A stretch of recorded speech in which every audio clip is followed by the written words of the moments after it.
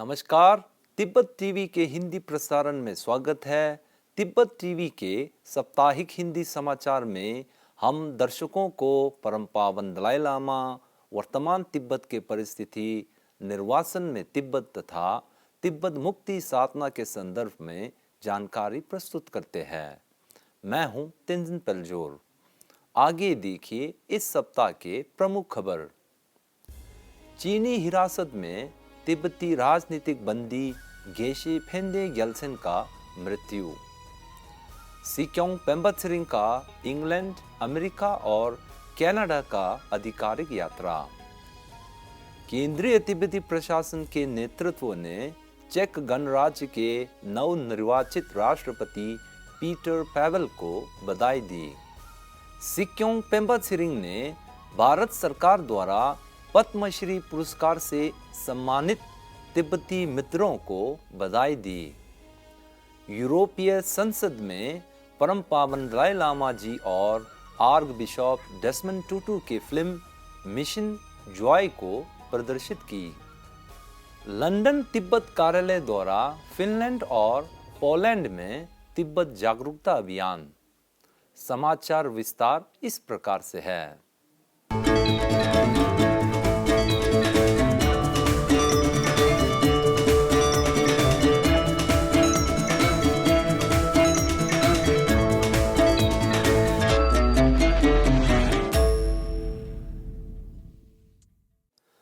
गत 26 जनवरी 2023 को तिब्बत के कारजे लिथांग काउंटी की न्योंगबा गांव से 56 वर्ष के प्रसिद्ध तिब्बती भिक्षु गेशे फेंदे ग्यल्सेन का चीनी हिरासत में अज्ञात अस्वस्थ के कारण मृत्यु हुआ था।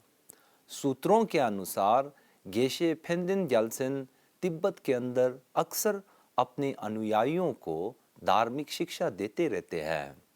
उन्होंने लिथांग में शेटुप थार्गेलिंग मठ के नवीकरण में भी सक्रिय रूप से कार्य किया है। उन्हें स्थानीय अधिकारियों ने मार्च 2022 में हिरासत में लिया था और आजीवन कारावास की सजा सुनाई गई थी। इसी रविवार को केंद्रीय तिब्बती प्रशासन के सिक्योंग पेम्बा-त्सरिंग 3 सप्ताह के लिए इंग्लैंड, अमेरिका तथा कनाडा की आधिकारिक यात्रा के लिए धर्मशाला से प्रस्थान हुआ था। इंग्लैंड पहुंचने पर सिक्योंग पेम्पा ने ऑक्सफोर्ड यूनियन में तिब्बत विषय पर आयोजित संगोष्ठी को संबोधित की। अमेरिका के राजधानी वाशिंगटन पहुंचने पर तिब्बत कार्यालय के प्रतिनिधि नामगिल छोडुप, इंटरनेशनल कैंपेन फॉर तिब्बत के अंतरिम अध्यक्ष तथा कैपिटल एरिया के तिब्बती समुदाय ने स्वागत की। इस दौरान उन्होंने तिब्बत मुद्दे के लिए अमेरिका सरकार की विशेष समन्वयक अवर सचिव आजरा जेया के साथ मुलाकात कर तिब्बत विषय पर चर्चा की। उनका इस बार की यात्रा 29 जनवरी से 17 फरवरी तक के लिए रहेगा। गत 1 फरवरी 2023 को सिक्योंग पेम्बा-त्सरिंग और निर्वासित तिब्बती संसद के उपाध्यक्ष डोल्मा त्सरिंग ने केंद्रीय तिब्बती प्रशासन और तिब्बती लोगों की ओर से चेक गणराज्य की नए राष्ट्रपति पीटर पैवेल को बधाई दी है।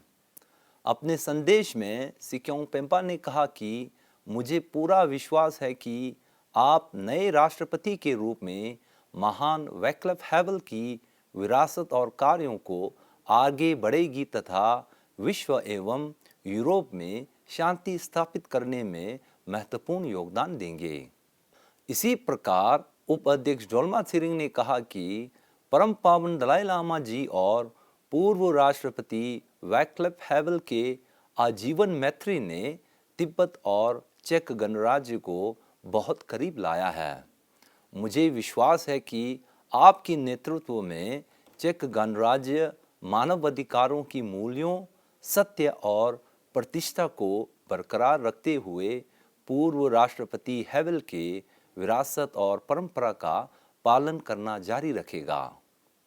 केंद्रीय तिब्बती प्रशासन के सिक्योंग पेम्बा-त्सरिंग ने थिक्से खेनपो रिम्पोछे और स्वर्गीय कर्मा वांगचू को मरणोपरांत भारत सरकार का 14 सबसे बड़ा नागरिक सम्मान पद्मश्री से सम्मानित किए जाने पर बधाई दी है।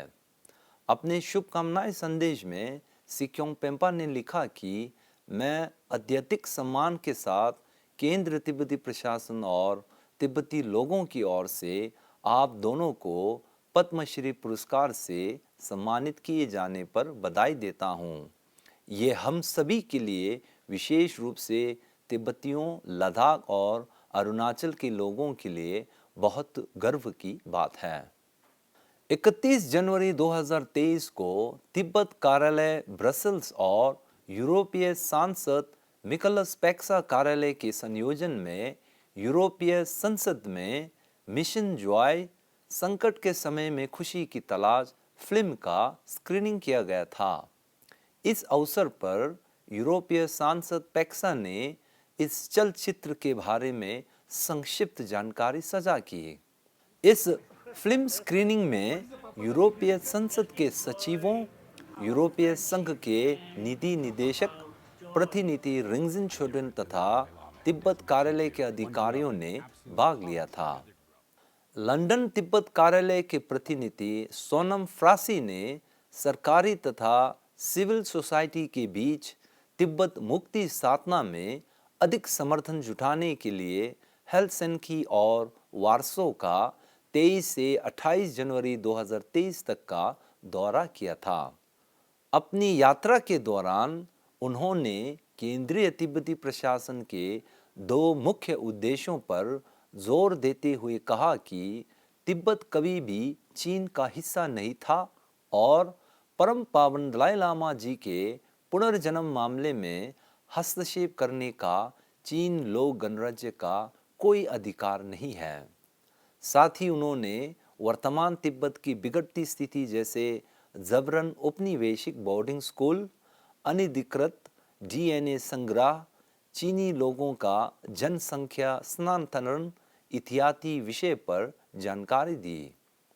फिनलैंड यात्रा के दौरान प्रतिनिधि फ्रासी ने सरकारी अधिकारियों जैसे विदेश मंत्री, संसद सदस्य तथा तिब्बत समर्थकों के साथ मुलाकात की।